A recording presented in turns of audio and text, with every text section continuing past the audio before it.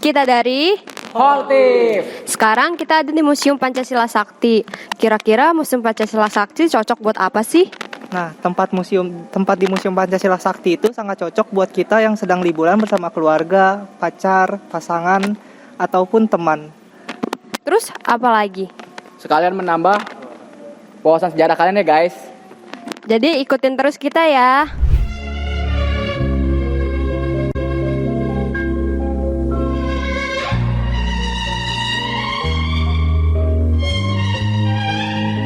Nah, sekarang kita lagi di depan tempatnya Brigadir Jenderal Sutojo S.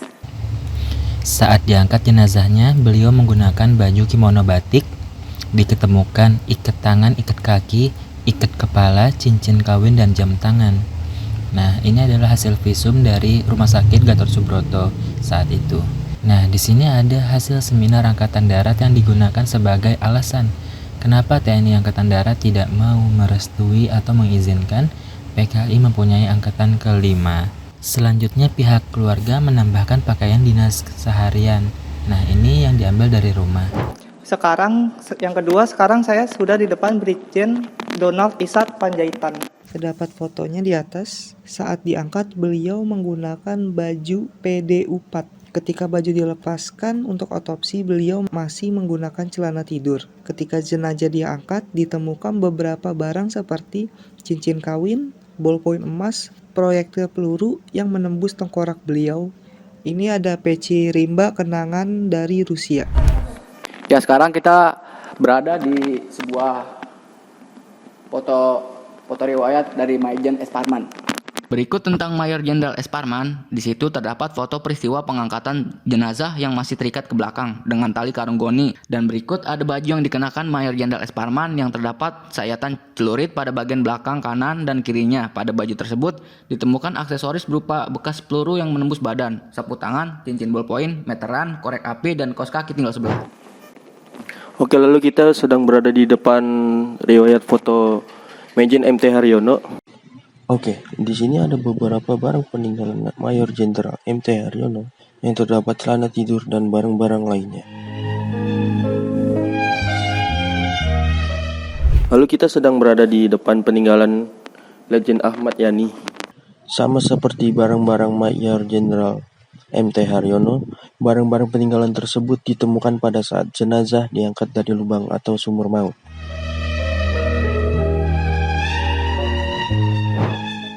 Nah, sekarang kita ada di depan peninggalan Majen R. Suprapto. Saat ditemukan, jenazah sudah mengalami pembengkakan dan matanya tinggal sebelah saja. Adapun sarung dan kemeja miliknya yang sudah berubah warna dikarenakan bercak darah. Sekarang kita sudah sampai di depan peninggalan Kolonel Katamso dan Letnan Kolonel Sugiono yang merupakan pahlawan revolusi dari Yogyakarta. Beliau adalah komandan rem dan kasremnya yang diangkat oleh PKI sebagai Dewan Revolusi Daerah. Karena beliau menolak, mereka diculik dan dibunuh di tengah sawah di Desa Kentungan, Yogyakarta. Saat ditemukan sisa tulang belulang dan bajunya 2 orang. Di dalam satu baju terdapat mayat 2 orang. Setelah 21 hari pembunuhan baru ditemukan jenazahnya. Karena jenazahnya dikubur di Batalion L yang berafiliasi dengan PKI saat itu. Makanya Batalion L dipindahkan dan dipecah-pecah beberapa bagian baru ditemukan jenazahnya. Nah, kalau sekarang kita lagi ada di depan peninggalannya. Soekitman ini adalah saksi hidup yang menceritakan kekejamannya PKI. Nah, ini peralatan yang dibawa saat beliau menjadi saksi hidup pada saat G30 SPKI. Nah, di sini ada peralatan atau hobi para pahlawan revolusi. Bisa dilihat di sini ada Stick golf, pancingan, dan pipa rokok. Ya, di sini kami sedang ada di depan riwayat dari Brigadir Pol KS Tubun. Berikut tentang Khairil Situbun adalah seorang pahlawan nasional Indonesia yang merupakan salah satu seorang korban gerakan 30 September pada tahun 1965. Rumah beliau bertetanggaan dengan Jenderal Nasution. Saat terjadi penculikan, beliau mendengar suara tembakan lalu beliau bergegas untuk melihatnya. Dan saat beliau bersiaga untuk mengambil sebuah senjata api, ternyata senjata api tersebut sudah dirampas oleh anggota PKI. Diketahui beliau meninggal dalam keadaan perebutan senjata api tersebut. Ya, sekarang kita ada di depan Aqualung buatan Uni Soviet. Ini adalah salah satu dari 3 aqualung yang digunakan saat pengangkatan jasad para pahlawan dari sumur maut.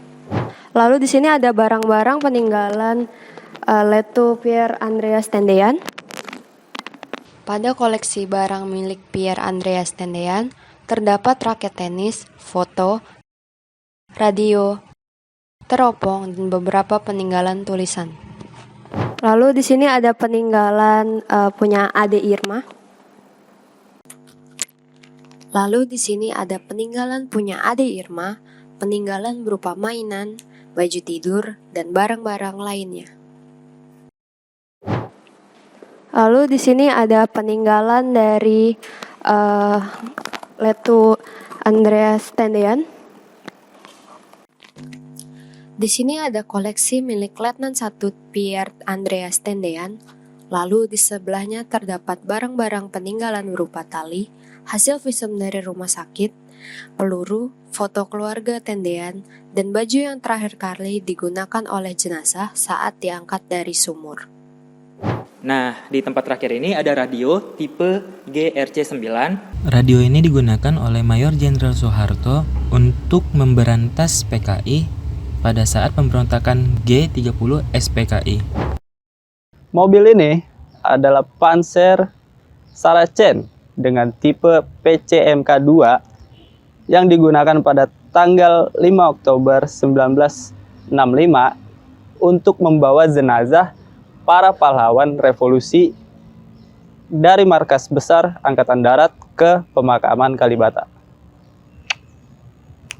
Nah, sekarang kita udah sampai nih di tujuan akhir kita, yaitu Sumur Tua, di mana tempat para pahlawan disembunyikan. Nah, di sini ada pesan dari pahlawan yang menurut saya keren banget, yaitu tuh pesannya, cita-cita perjuangan kami untuk menegakkan kemurnian Pancasila tidak mungkin dipatahkan hanya dengan mengubur kami dalam sumur ini. Ini keren banget sih.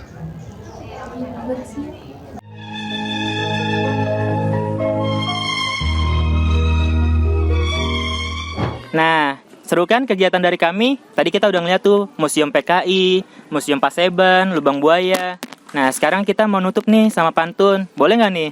Boleh. Nah, oke. Jalan-jalan ke Museum Pancasila Sakti. Cakep. Jangan lupa lihat Lubang Buaya. Cakep. Terima kasih telah menonton video kami. Sampai jumpa semuanya.